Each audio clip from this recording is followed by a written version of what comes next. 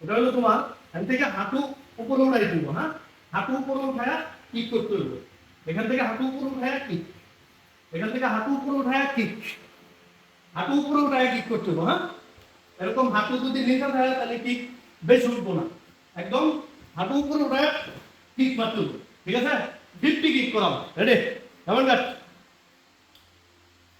ভিতরে হিট হেদি করো নি কম হো রুক হিট হাত হু হু হিট নে কম হো